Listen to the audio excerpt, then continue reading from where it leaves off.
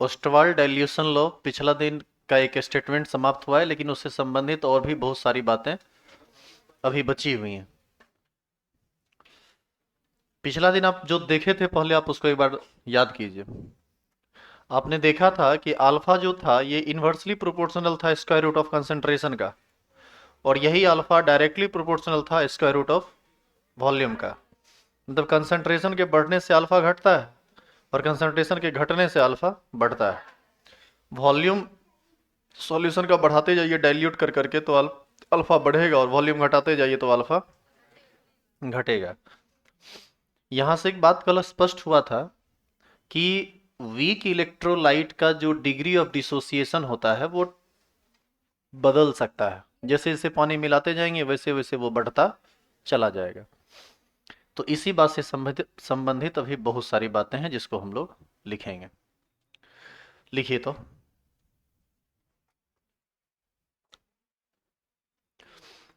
लिखेंगे दुर्बल वैद्युत अपघट्य। नीचे एरो देके लिखिए तो, कल के बाद जो आप एक स्टेटमेंट लिखे थे बाकी का एक एक करके लिखिए तो। लिखिए दुर्बल वैद्युत अपघट्य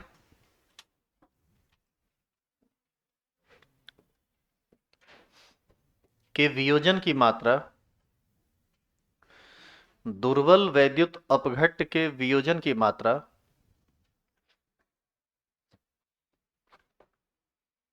विलियन को तनु, विलियन को तनु, तनु करने का मतलब पतला। पतला कैसे करेंगे? पानी मिला के। विलियन को तनु करने पर बढ़ता है। विलियन को तनु करने पर बढ़ता है, बढ़ता है।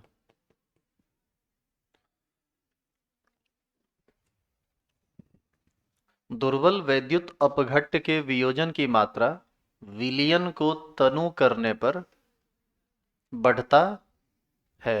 लिख लिए।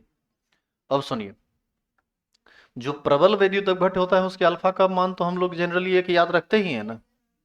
लेकिन आप एक नया चीज जानिए, या आप नया चीज क्या जानिएगा, वो कल देखे ही हैं, लिखे सिर्फ नहीं थे, कि दुर्बल वैद्युत अपघट्य के अल्फा का मान भी एक हो सकता है अनंत तनुता पर, या इसी को हम लोग बोलते हैं शून्य सांद्रण पर। अब थोड़ा इस दोनों बात को रिलेट कर लें, हम लोग समझ लें कि ये दोनों एक ही बात है कैसे। एक बात बताइए, आप एक बर्तन में पानी लिए और इसमें थोड़ी सी मात्रा डाल दिए किसका, CH3COOH का। अभी बताओ, इसका कुछ ना कुछ सांद्रण होगा। जैसे जैसे पानी मिलाते जाएंगे वैसे वैसे ये तनु होता जा रहा है और इसका सांद्रण घटता जा रहा है। यदि अनंत तक हम इसमें पानी मिला दें तो क्या इसके सांद्रण को हम जीरो कंसीडर नहीं कर सकते हैं? इसीलिए जब अनंत तनुता बोलें तो एक दूसरा वर्ड अपने आप आ जाता है, शून्य सांद्रण, जहां पर सांद्रण बिल्कुल जीरो माना जाएगा, नहीं होगा। ठीक है, तो हमारा आगे का जो टॉपिक है वो क्या लिखा, क्या रहते हैं, अभी क्या लिखा है? अभी कुछ लिखाना शुरू किए थे ना? क्या लिखे थे? अच्छा, वो पूरा तो हो ही गया। दुर्बल वैद्युत अपघट के वियोजन की मात्रा विलियन को तनु करने पर बढ़ता है, ऐसा लिखे। अगला पॉइंट अब जो लिखाएंगे उससे संबंधित ये बात है। उससे संबंधित बात यह है कि दुर्बल वैद्युत अपघट्य हो या प्रबल वैद्युत अपघट्य हो, अनंत तनुता पर या शून्य सांद्रण पर सभी के अल्फा का मान एक माना जाता है, क्योंकि ऐसा माना जाता है कि अनंत तनुता पर या शून्य सांद्रण पर कोई भी वैद्युत अपघट्य, चाहे वह दुर्बल हो या प्रबल हो, पूर्ण रूप से वियोजित होता है, 100% टूटता है। समझ में आई बात? हालांकि ये बात प्रैक्टिकली पॉसिबल नहीं है। अल्फा का मान एक स्ट्रॉन्ग इलेक्ट्रोलाइट के लिए तो प्रैक्टिकली पॉसिबल है, लेकिन CH3COH जो दुर्बल वैद्युत अपघट्य है इसके लिए अल्फा का मान एक प्रैक्टिकली पॉसिबल नहीं है, क्योंकि आप अनंत तक उसको तनु नहीं कर सकते हैं। ये संभव नहीं है, ये सिर्फ किताब कॉपी पर लिखने के लिए है, लेकिन लिखेंगे। एरो दीजिए, लिखिए नीचे।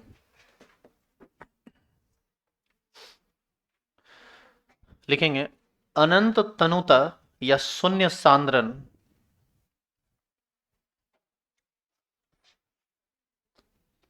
अनंत तनुता या शून्य सांद्रण पर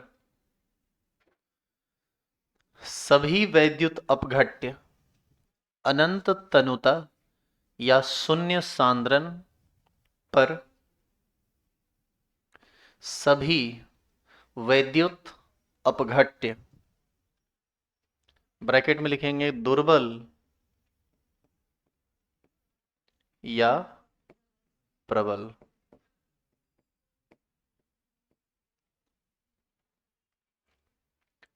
सभी वैद्युत अपघट्य ब्रैकेट में दुर्बल या प्रबल के वियोजन की मात्रा का मान, के वियोजन की मात्रा का मान 1 के बराबर होता है। वियोजन की मात्रा का मान 1 के बराबर होता है।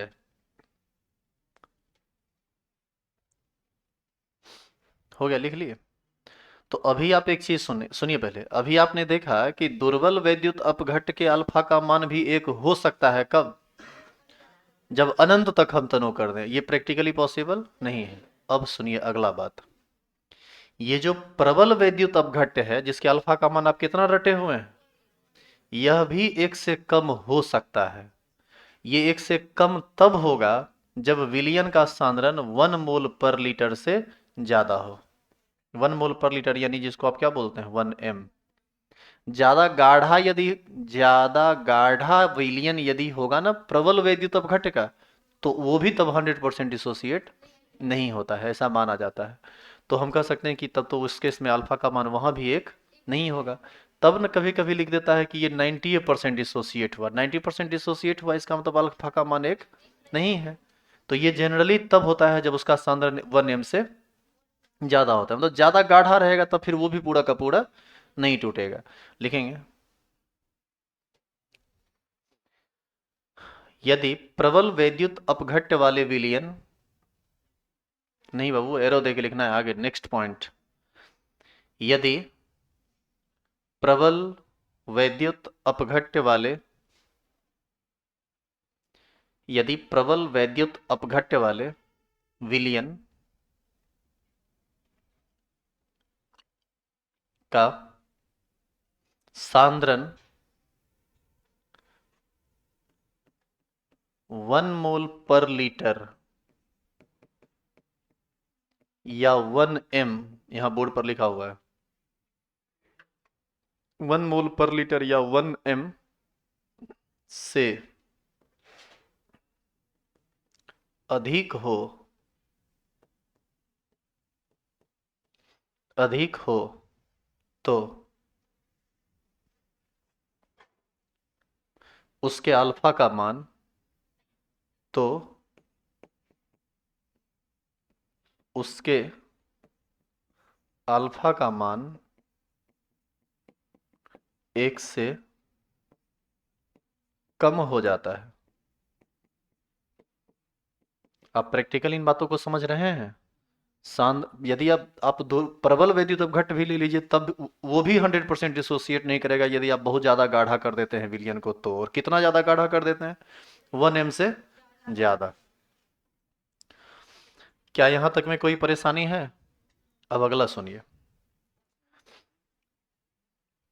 जो दुर्बल वैद्युत अपघट्य होता है उसको यदि आप अनंत तनु पर लेके चले गए तब तो उसके अल्फा का मान 1 हो जाएगा, लेकिन ये प्रैक्टिकली पॉसिबल नहीं है। हम लोग विलियन के आयतन को बहुत कम रखेंगे। अरे अनंत की तुलना में यदि कोई 200 ml है, 500 ml है, तो कोई वॉल्यूम हुआ।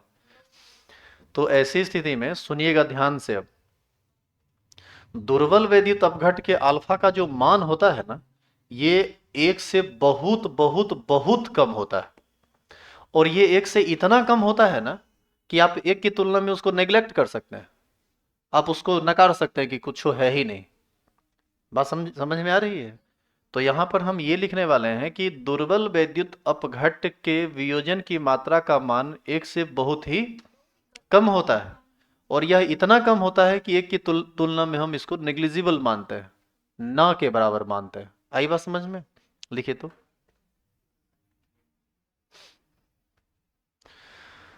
दुर्बल वैद्युत अपघट्य के अल्फा का मान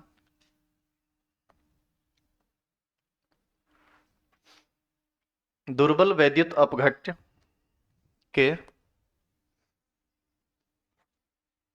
दुर्बल वैद्युत अपघट्ट के अल्फा का मान 1 से बहुत ही ज्यादा कम होता है,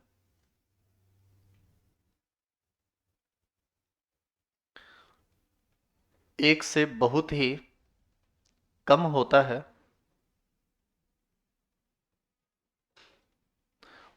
और यह इतना कम होता है कि और यह इतना कम होता है कि और यह इतना कम होता है कि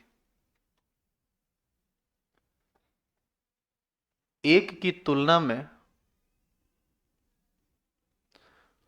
एक की तुलना में हम इसे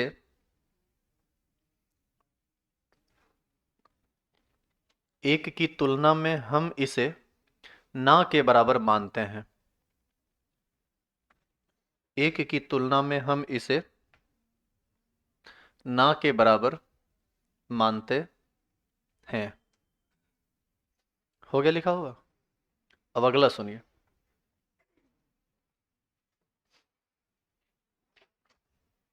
पिछला दिन आप याद कीजिए, दुर्बल वैद्युत अपघट्ट ए भी था जो टूटा था ए प्लस में और बी माइनस में। थोड़ा ध्यान से सुनना, ये बात बहुत इंपॉर्टेंट है आगे के लिए।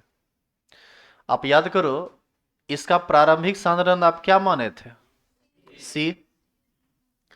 अच्छा, ये दुर्बल वैद्युत अपघट्ट है तो ये टूटेगा बहुत नामे मात्र का। अच्छा, तो प्रारंभिक सांद्रण सी है, यदि ये नाम मात्र का ही यदि टूटा तो बताइए साम्यावस्था पर जाने के बाद जो सांद्रण होगा वह भी तो लगभग सी के बराबर होगा। हाँ या ना? क्योंकि अभी तुरंत आप कहें कि ये बहुत नाम मात्र का टूटता है। जब शुरू में सी था तो तनी मनी यदि खर्च हो भी गया होगा तो क्या फर्क पड़ता है? जैसे मान लीजिए किसी आदमी के पास 1 लाख रुपया है और उसका 1 रुपया कहीं गिर गया, तो कुछ हो फर्क पड़ेगा उस पर?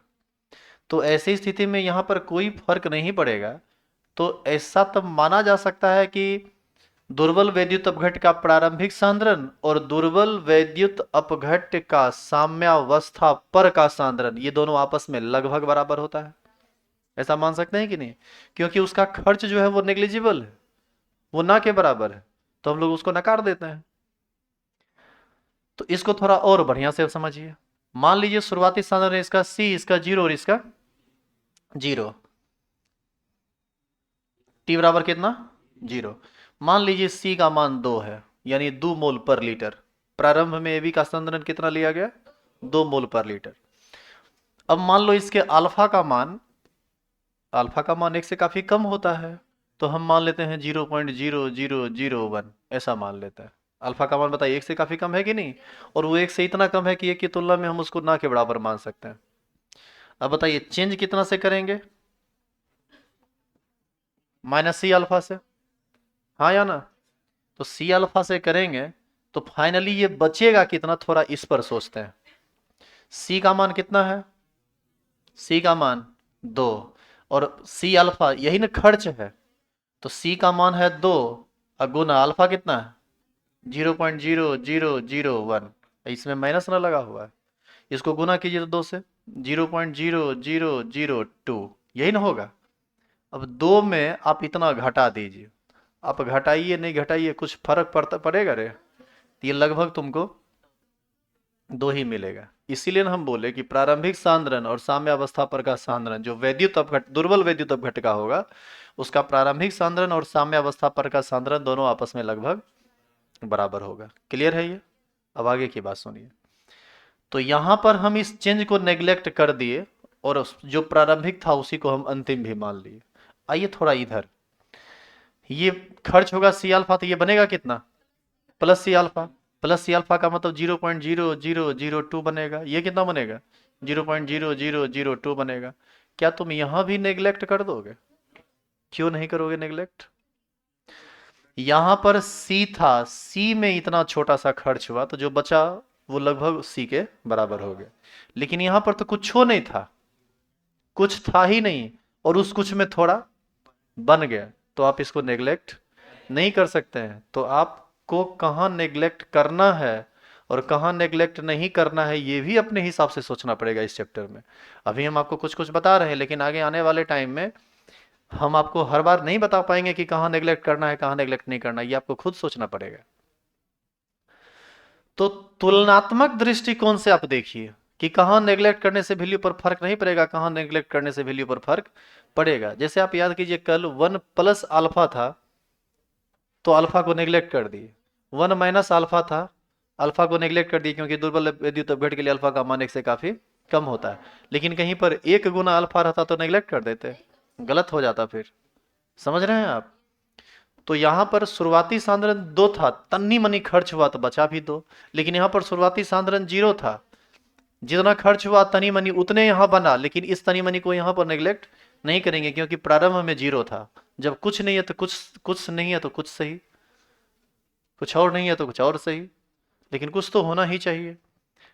अब इसको आप ऐसे भी समझ सकते हैं, कल भी हम इसके बारे में बताए थे कि किसी आदमी को कोई आदमी 1000 लप्पर मारा, 5 मिनट जाके 1 लप्पर फिर मार दिया, तो लास्ट वाला लप्पर मारे नहीं मारे क्या फर्क पड़ता है। लेकिन कोई आदमी शुद्ध है बिल्कुल, एक को लप्पर अभी तक खाया नहीं है, कोई गया उसको खींच के 1 लप्पर दे दिया, क्या ये निगलेक्ट किया जा सकता है? मार तो खा गया वो 1 लप्पर। अब देखें कहाँ ये एक ही लप्पर है, कहाँ नेग्लेक्ट हुआ और कहाँ नेग्लेक्ट नहीं हुआ। एग्जैक्ट वही बात है, जितना ये बना है उतने से ये खर्च हुआ है, लेकिन इस खर्च को हम नेग्लेक्ट कर दिए, जबकि इस बनने वाले की चीज़ों को नेग्लेक्ट नहीं कर पाए, क्योंकि दोनों जबकि दोनों छोटा वैल्यू है। तो दिक्कत है कि हम कंपैरिजन किसके साथ कर रहे हैं, वहां था 2 यहाँ है 0, 0 के साथ इसका कंपैरिजन है, ये बड़ा है इसको रखना पड़ेगा, और इसकी तुलना में ये बहुत छोटा है इसको छोड़ना पड़ेगा यदि हमको कैलकुलेशन आसान करना है तो। नहीं, यदि एग्जैक्ट कैलकुलेशन करना है तब आप 2 में से इसको घटाइए, तब गुना भाग कीजिए, आपका दिमाग हरियर पीयर उज्जर सब कर देगा। बहुत टफ कैलकुलेशन हो जाएगा यदि आप नेग्लेक्ट करना नहीं सीखेंगे इस चैप्टर में तो। समझे? लिखिए अब। कल एगो क्वेश्चन दिए थे बनाने, बनाए थे आप लोग? नहीं दिए थे? अरे वो जो जोड़ था, अच्छा बता ही दिए थे क्या हम?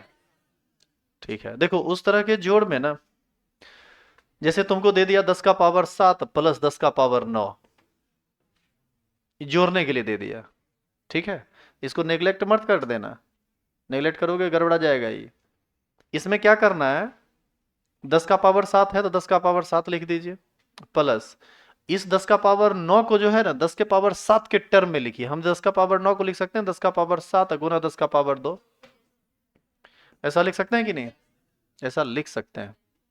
ऐसी स्थिति में यहाँ पर 10 का पावर 7 कॉमन हो जाएगा, यहाँ बचेगा कुछ नहीं तो 1, और यहाँ प्लस, और यहाँ बचेगा 10 का पावर 2, 10 का पावर 7 गुना 10 का पावर 2 यानी 100, और प्लस 1 यानी 101, यानी इसका आंसर आएगा 101 गुना 10 का पावर 7। समझे? यदि इसी में माइनस रहता, ठीक है माइनस भी रहता तो वही काम करते, यहां पर माइनस हो जाता, क्या माइनस में आंसर आ जाता, क्योंकि ये बड़ी संख्या है ये छोटी संख्या। अच्छा, इसमें यदि यहाँ प्लस रहता और यहाँ माइनस रहता, यहाँ माइनस रहता, तब क्या करते? तब भी यही करते, 10 का पावर -7 प्लस इसको लिखते 10 का पावर -7 गुना 10 का पावर -2। मतलब एक का जो पावर है दूसरे में भी उस पावर को लाइए ताकि हम कॉमन लेके उसको निकाल सके और आगे का कैलकुलेशन आसानी से कर सकें। तो इन सब चीजों को ध्यान में रखिएगा तो इस चैप्टर में कैलकुलेशन आसान बनेगा। लिखिए तो अब नीचे रो दीजिए, लिखिए दुर्बल वैद्युत अपघट के प्रारंभिक सांद्रण, दुर्बल वैद्युत अपघट के प्रारंभिक सांद्रण, दुर्बल वैद्युत अपघट के प्रारंभिक सांद्रण तथा साम्यावस्था पर के सांद्रण, तथा साम्यावस्था पर के सांद्रण को को लगभग को लगभग समान माना जा सकता है, को लगभग समान माना जा सकता है। एक बार फिर से रिपीट कर रहे हैं, दुर्बल वैद्युत अपघट के प्रारंभिक सांद्रण तथा साम्यावस्था पर के सांद्रण को लगभग बराबर या समान माना जा सकता है। कोई दिक्कत है यहां तक? समझ रहे हैं आप बराबर ये सब चीज? तो ओस्टवाल्ड डाइल्यूशन लॉ से संबंधित लगभग सारी बातें समाप्त हो गई हैं। अब आगे का जो टॉपिक स्टार्ट हो रहा है यह पीएच को समझाएगा, लेकिन पीएच आपको डायरेक्ट समझ में नहीं आएगा। इसको समझने के लिए पहले इसकी बेसिक बातों को समझना पड़ेगा। एक बात पहले आप बताइए कि आप पीएच का मान 7 होता है तो आप ये जानते हैं कि विलयन उदासीन होता है। 7 से ज्यादा हो तो क्षारीय, 7 से कम हो तो अम्लीय। 7 से ज्यादा कहां तक जाता है पीएच का मान? 14 तक। 15 क्यों नहीं जाता है? पीएच स्केल में 15 क्यों नहीं होता है? 20 क्यों नहीं होता है? 100 काहे नहीं होता है? तो इसके क्या बोलिए? 14 तक क्या बोले? बोलिए, बोलो भाई, शर्माना ल जाना क्या है? सीमित रहता है। क्यों सीमित क्यों रहता है ये नहीं पता है। यही सब बात पता चलेगा कि आखिर 14 तक ही क्यों है पीएच स्केल, और 7 होने पर उदासीन होने का क्या रीजन है, 7 से कम होने पर अम्लीय है तो क्यों। ये आज तक हम लोग रट लिए हैं कि 7 से कम अम्लीय, 7 होगा तो क्षारीय, 7 से ज्यादा, सॉरी, 7 होगा तो उदासीन, 7 से ज्यादा होगा तो क्षारीय। हम कह देंगे पीएच का मान 25 होगा तब तब अम्लीय क्षारीय क्या होगा? तो 14 से ज्यादा है तो होगा तो क्षारीय ही, लेकिन मेरा क्वेश्चन गलत है क्योंकि पीएच का मान 25 कभी भी नहीं होता है। तो इन सब चीजों को हम समझेंगे यहाँ पर। अच्छा, वो भी हो सकता है किस कंडीशन में, वो भी देखना पड़ेगा। बातें बहुत सारी हैं इसमें समझने के लिए। आइए इस टॉपिक को अब स्टार्ट करते हैं। हेडिंग डालेंगे,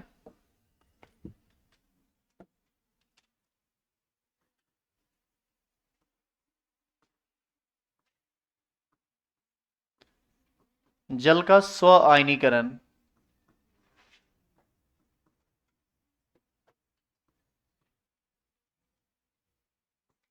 इसको इंग्लिश में बोलते हैं बाबू सेल्फ आयोनाइजेशन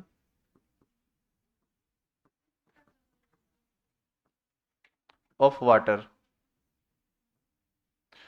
स्व का मतलब स्वतः, अपने आप, और आयनीकरण का मतलब आयन में टूटना। और जल के स्व आयनीकरण का मतलब जल का अपने आप आयन में टूटना ही क्या कहलाएगा? जल का स्व आयनीकरण। तो समझते हैं इसको। देखो, जल जो है ना, ये भी बड़ा कलाकार टाइप का चीज है, बेजोड़ चीज है ये। आप और हम इसके बिना जिंदा नहीं रह सकते। तो इसके अंदर के गुण के बारे में कुछ डिटेल में हम लोग यहाँ पर समझेंगे, जो आज तक आप नहीं सुने हैं ना समझे हैं। तो सुनिए अब।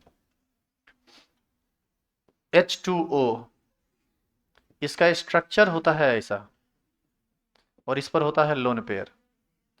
ऑक्सीजन और हाइड्रोजन में वैद्युत ऋणात्मकता का अंतर होता है, जिसके कारण इलेक्ट्रॉन शिफ्ट कर जाता है किसके तरफ? ऑक्सीजन के तरफ, जिसकी वजह से यह टूट सकता है माइनस में और इस पर प्लस। यानी ये बना देगा OH माइनस और H प्लस। वह हर चीज जो H प्लस दे उसको हम लोग अम्ल कहते हैं, और वह हर चीज जो OH माइनस दे उसे हम क्षार कहते हैं।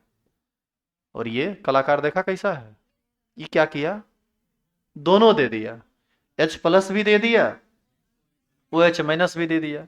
इसका मतलब है कि यह समय के साथ अपने व्यवहार को बदलता रहेगा। अम्ल के साथ यह क्षार बन जाएगा, क्षार के साथ यह अम्ल बन जाएगा। और ओवरऑल ये क्या है? उदासीन, क्योंकि इसमें H प्लस भी है और OH माइनस भी है। तो सुनिएगा ध्यान से, वह सारा चीज जो सिर्फ H प्लस देता है वो एसिड कहलाता है। वह हर एक चीज जो सिर्फ OH माइनस देता है वह क्षार कहलाता है। और वह हर एक चीज जो H प्लस और OH माइनस भी दे, जैसे कि वाटर, ये न अम्ल कहलाता है न क्षार कहलाता है। ये उभयधर्मी पदार्थ कहलाता है। उभयधर्मी मतलब दोनों तरह का गुण रखता है, अम्ल वाला भी और क्षार वाला भी। इसका गुण H प्लस लेने का भी होता है, सॉरी, इसका गुण H प्लस देने का भी होता है, और H प्लस लेने का भी होता है, या यूं कहें कि OH माइनस देने का भी होता है। चलिए अब इसी को एक और तरीका से समझिए। वह हर एक पदार्थ जो H प्लस दे उसको हम लोग बोलते हैं अम्ल, और वह हर एक पदार्थ जो H प्लस ग्रहण करे उसको बोला जाता है क्षार। मैंने क्या कहा, फिर ध्यान से सुनिए। वह हर एक पदार्थ जो H प्लस देता है अम्ल, और वह हर एक पदार्थ जो H प्लस ग्रहण करता है वो क्षार। अब देखो, H प्लस तो देते हुए तो देखा जल को, अब थोड़ा लेते हुए भी देखो। ये ऑक्सीजन पर क्या है, लोन पेयर। कहीं से यदि H प्लस आएगा तो इसके पास लोन पेयर है, बताओ ये कोऑर्डिनेट बॉन्ड बना लेगा आसानी से, यानी ये कन्वर्ट कर जाएगा H3O प्लस में। और तुम एक चीज देखा कि वाटर यहाँ पर H प्लस गेन किया, इसका मतलब ये क्षार की तरह बिहेव किया। और यदि यही H प्लस देता तो किस तरह से बिहेव करता, अम्ल की तरह। तो इतना बात को जानने से बेहतर है कि आप दिमाग में एक बात सेट कर लीजिए कि जल एक उभयधर्मी पदार्थ है। यह अम्ल की तरह भी व्यवहार करता है और यह क्षार की तरह भी व्यवहार करता है। यह H प्लस दे भी सकता है, यह H प्लस ले भी सकता है, यानी यह उभयधर्मी पदार्थ है जो अम्ल और क्षारीय दोनों गुण प्रदर्शित करता है। क्लियर है ये। अब इसको दिखाने का तरीका देखिए। देखो, हम यहां लिखते हैं एक H2O प्लस एक दूसरा H2O।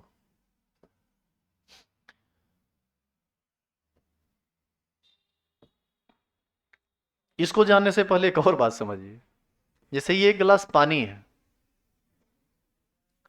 पानी है तो इसमें किस चीज का मॉलिक्यूल होगा, H2O, H2O, ढेर सारा, बहुत H2O होगा, करोड़ों अरबों मॉलिक्यूल होगा इसमें। इसी में से हम कितना मॉलिक्यूल को लिए हैं, दो मॉलिक्यूल को, मतलब प्योर वाटर की बात चल रही है। क्लियर है यहाँ।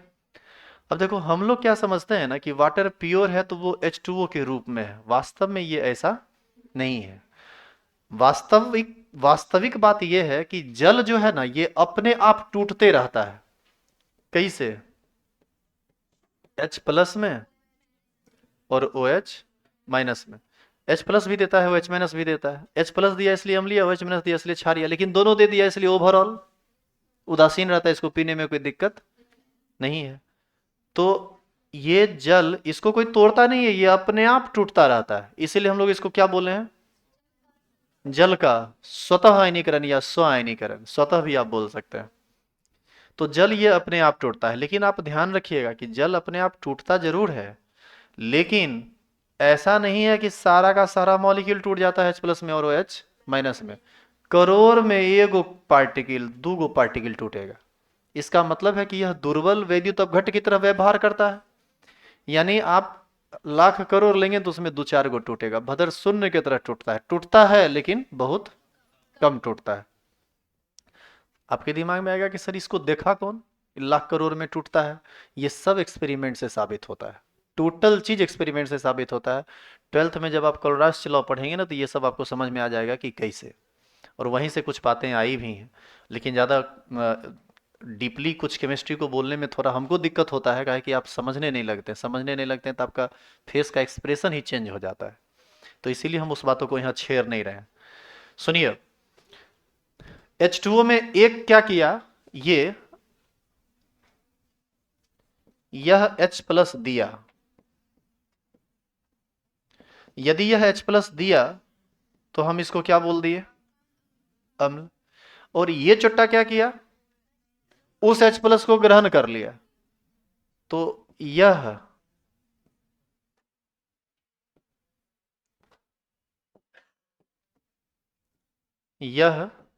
H प्लस ग्रहण किया, तो ग्रहण करने वाला क्या कहला गया, क्षार। अब देखो, ये यदि ग्रहण किया तो पहले से H2O है, एक और H आ गया तो अब हो गया H3O, और साथ में वो प्लस चार्ज भी ना आया है, तो ये बना देगा कौन चीज, H3O प्लस। और वो H प्लस दिया तो वहां बचा क्या, OH माइनस, तो ये हो गया OH माइनस। इस तरह से ये रिएक्शन करता रहता है, लगातार ये रिएक्शन होता रहता है, और ऐसा कहीं भी लिखा हुआ रहे ना, इसको हम लोग बोलते हैं हाइड्रोनियम आयन। क्या बोलते हैं इसको, हाइड्रोनियम आयन। तो सुनेंगे ध्यान से, हम यहां पर बोलेंगे कि जल का स्वतः आयनीकरण होता रहता है। शुद्ध अवस्था में जल का स्वतः आयनीकरण होता रहता है और ये कन्वर्ट करता रहता है H+ में और OH- में। और ऐसा ये इसलिए करता है क्योंकि यह उभयधर्मी पदार्थ है, एम्फीप्रोटिक पदार्थ है, एम्फोट्रिक नेचर का सब्सटेंस है। और दूसरी बात हम इसके बारे में यह कह सकते हैं कि यदि जल धनायन और ऋणायन में टूट रहा है तो निश्चित है कि यह वैद्युत अपघट की तरह व्यवहार कर रहा है।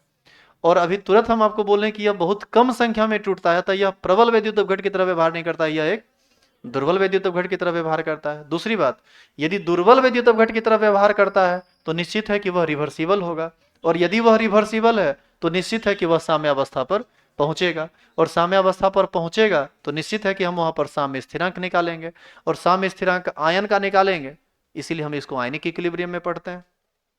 समझ रहे देख रहे हैं कितना बात एक दूसरे से जुड़ा हुआ है। तो इस सबको हम एक एक करके लिखेंगे, लेकिन अभी पहले सुनिए आप। कोई आदमी इस रिएक्शन को ऐसे लिखा तो भी ठीक है। इस रिएक्शन हेडिंग हो चुका है। इसी रिएक्शन को एक और तरीके से लिखा जा सकता है, ये आपको थोड़ा भारी लगा होगा, और देखिए ये आपको बहुत आसान लगेगा। H2O कैसे कैसे टूटा, H+ में और OH। आपको पता है कि आप जो वो रिएक्शन लिखे हैं ना, वही ये भी है, कोई अंतर नहीं है, बस लिखने का तरीका अलग अलग है। तो हम कहेंगे कि जल एक दुर्बल वैद्युत अपघट्ट है, क्योंकि यह आंशिक रूप से आयनीकृत होता है, जिसके कारण यह उत्क्रमणीय प्रक्रम में आयनीकृत होता है, और उत्क्रमणीय प्रक्रम में आयनीकृत होने के कारण यह साम्यावस्था को स्थापित करता है, और साम्यावस्था को स्थापित करता है तो हम इसके केसी का मान निकाल सकते हैं, और निकालेंगे अभी। तो आप पहले इसको लिखिए। तो ध्यान रहे, आप ये लिखे हो या और करके आप ये लिखे हो, दोनों एक के बाद, ये छोटा छोटा करके लिखा गया, वो थोड़ा बड़ा करके लिखा गया। उतारिए ऊपर से।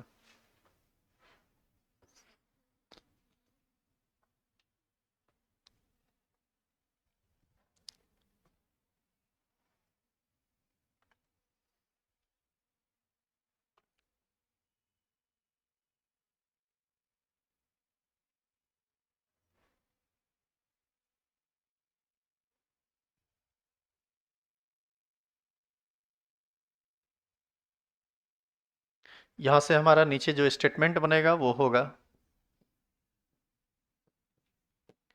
जल शुद्ध अवस्था में स्वतः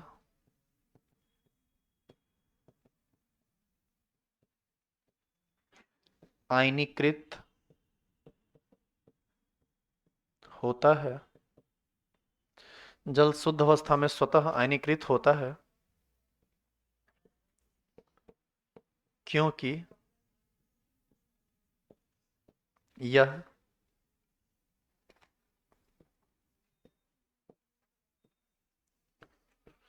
उभयधर्मी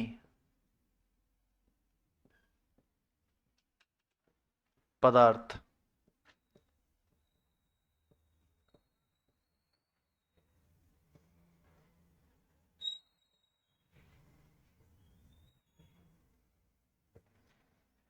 है।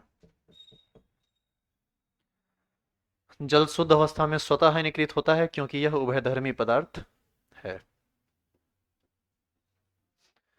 दूसरा बात, लिखे थे ऊपर कि नहीं? दूसरा बात ये दूसरा बात यह है कि जल का जो आयनीकरण होता है वह आंशिक रूप से होता है, अतः यह दुर्बल वैद्युत अपघट्ट है। हाँ या ना? तो ये भी लिखेंगे, जल का आयनीकरण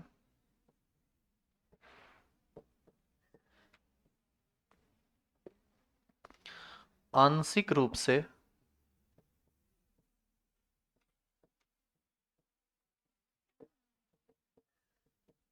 होता है। जल का आयनीकरण आंशिक रूप से होता है,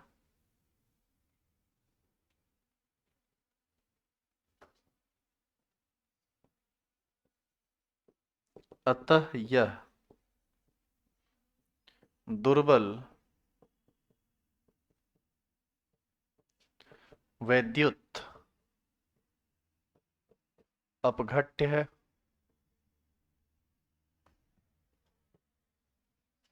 अतः यह दुर्बल वैद्युत अपघट्य है।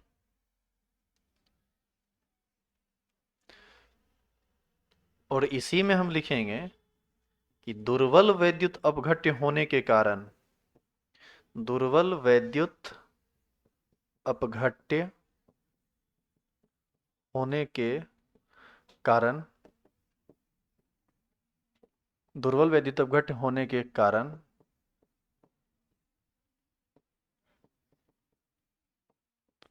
इसका आयनीकरण किस प्रक्रम में होगा? उत्क्रमणीय प्रक्रम में या अनुत्क्रमणीय प्रक्रम में? उत्क्रमणीय प्रक्रम में होता है, इसलिए यह साम्यावस्था को, इसलिए यह साम्यावस्था को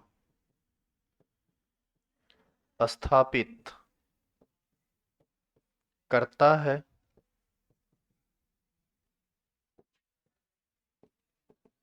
अतः हम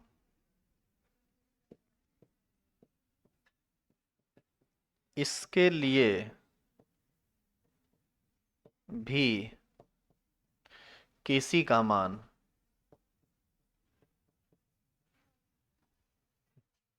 ज्ञात कर सकते हैं।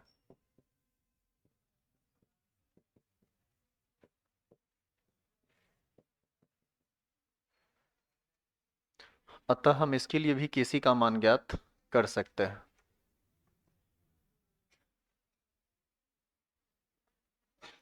प्रभास बोल रहे हैं कि सर आप बुक कब लिख रहे हैं? काम चल रहा है, नो अब निकलेगा कब इस पर नहीं बता सकते। बुक निकालना ऐसे थोड़ी है कि सुबह उठे निकाल दिए, काम चल रहा है, उस पर लगातार टाइपिंग चल रही है, काम हो रहा है, निकलेगा। निकलेगा जरूर, टेंशन मत लीजिए। आप नहीं तो आपके छोटे भाई पढ़ लेंगे।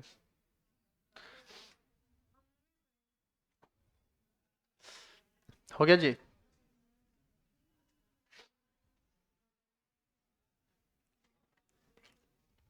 चलो, तो इतनी सारी बात हम लिख चुके हैं, अब इसका कुछ मैथमेटिकल या रिएक्शन वाला काम कर लें। इधर बताइए, H2O ये टूटेगा कैसे?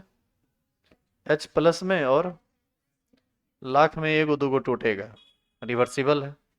रिवर्सिबल है तो साम्यावस्था को स्थापित करेगा। मान लीजिए साम्यावस्था पर पहुंचने के बाद किसी का क्या एक्सप्रेशन बनेगा?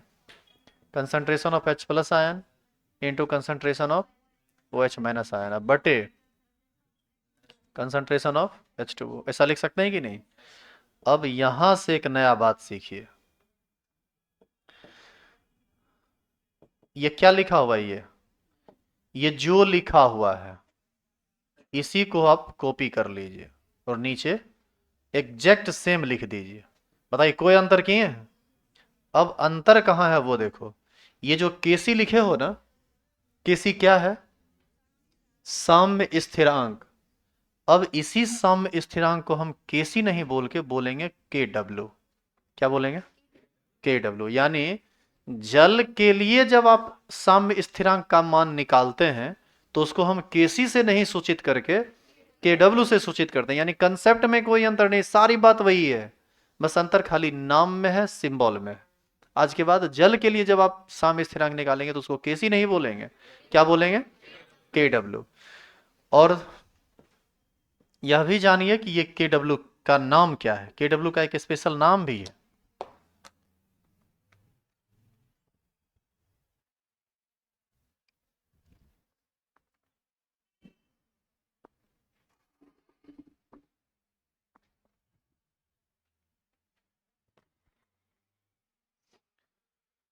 देखो,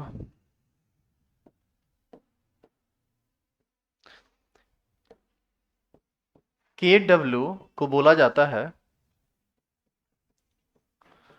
आयनिक प्रोडक्ट ऑफ वाटर,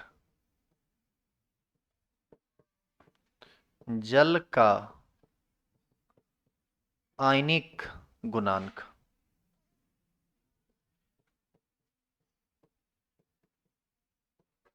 और क्यों ये बोला जाता है यह भी समझते हैं हम।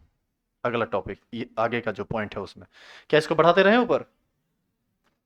अच्छा एक बात बताइए, किसी भी एक्सप्रेशन में, इक्विलिब्रियम वाले एक्सप्रेशन में, आपको याद है H2O प्योर होता है, उसको छोड़ देते थे हम लोग।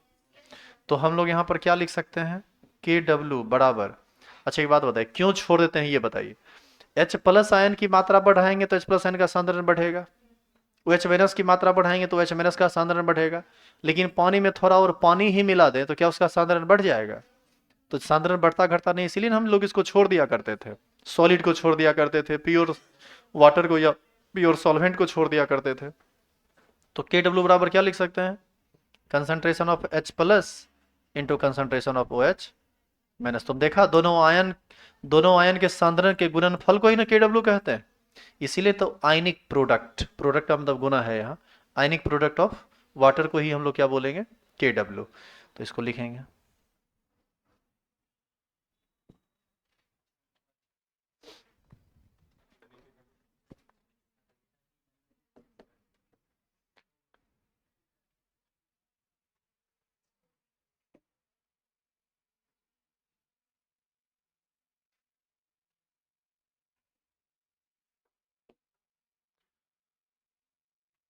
हो गया लिखा हुआ?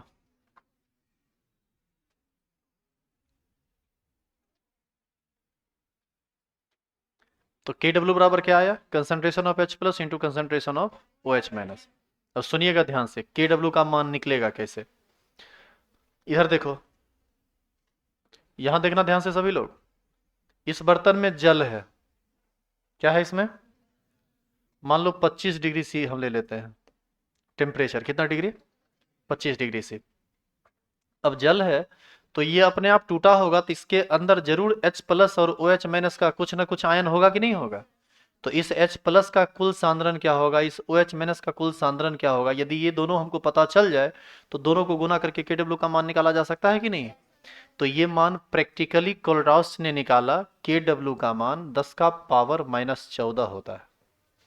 कितना होता है, 10 का पावर माइनस 14। और ये याद रखिएगा, KW का मान कितना, 10 का पावर माइनस 14, कितना डिग्री सी पर, 25 डिग्री सी पर। अभी से आपको ये याद रखना है, हमेशा खूब काम करेगा ये। तो यहां से हम आगे का टर्म लिखेंगे, KW बराबर 10 का पावर माइनस 14 एट 25 डिग्री से। और सुनिए, यही KW का मान 10 का पावर माइनस 12 हो जाता है जब आप टेम्परेचर को कितना कर देते हैं, 90 डिग्री से। और अलग अलग टेम्परेचर पर KW का मान अलग अलग होगा। अच्छा ये बताइए, तो कैसे क्यों बदला, टेम्परेचर के बदलने से KW क्यों बदला, क्योंकि KW एक साम्य स्थिरांक है और साम्य स्थिरांक का मान टेम्परेचर पर निर्भर करता है। अच्छा आप ये बताइए कि 25 डिग्री से 90 डिग्री से कर दिए तो टेम्परेचर को बढ़ाए कि घटाए, टेम्परेचर को बढ़ाए। तो बताइए, तो ये 10 का पावर माइनस 14 से 10 का पावर माइनस 12 हो गया KW का मान, ये मान बढ़ा या घटा, बढ़ा। 10 का पावर माइनस 12 बड़ा है और 10 का पावर माइनस 14 छोटा है। तो सवाल ये उठता है कि ताप के बढ़ाने से KW का मान क्यों बढ़ा, इसका कारण कोई बता सकते हैं? 100 रुपया का इनाम देंगे यदि आप बता सके तो। 100 रुपया है मेरे पास, पास में है, देख रहा है, जल्दी बोलो। ज्यादा टाइम नहीं है, अब हम ही बोलते हैं, क्योंकि बोलना होता तो आप बोल चुके होते। सुनिएगा ध्यान से, H2O टूटेगा तो H प्लस में और OH माइनस में, तो H2O टूटेगा तब न H प्लस और OH माइनस बनेगा। किसी भी बंधन को तोड़ने के लिए आपको ऊर्जा देनी पड़ेगी या उससे ऊर्जा निकलेगा, ऊर्जा देनी पड़ेगी। इसका मतलब हुआ कि जल का आयनीकरण एक ऊष्मा शोषी प्रक्रम है, हाँ या ना। और यदि आप ऊष्मा देंगे तो निश्चित है कि ये अधिक मात्रा में टूटने लगेगा, अधिक मात्रा में टूटेगा तो H प्लस आयन और OH माइनस आयन अधिक मात्रा में बनेंगे, अधिक मात्रा में बनेंगे तो दोनों का सांद्रण अधिक होगा, दोनों का सांद्रण अधिक होगा तो KW का मान अपने आप क्या हो जाएगा, बढ़ जाएगा।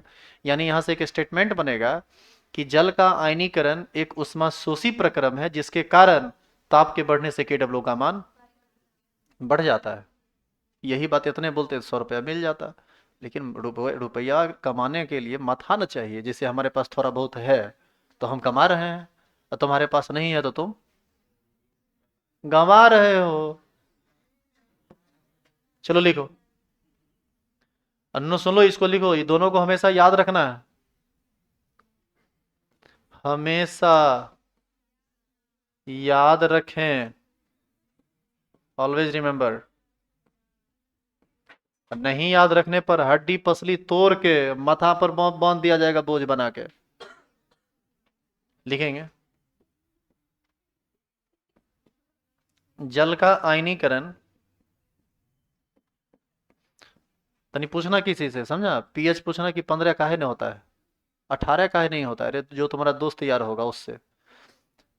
अब यदि कहना कि नहीं पता है ना तो वीडियो देख लो, पता चल जाएगा। जल का आयनीकरण एक उष्मा शोषी प्रक्रम है, अतः ताप के बढ़ने से KW का मान बढ़ जाता है।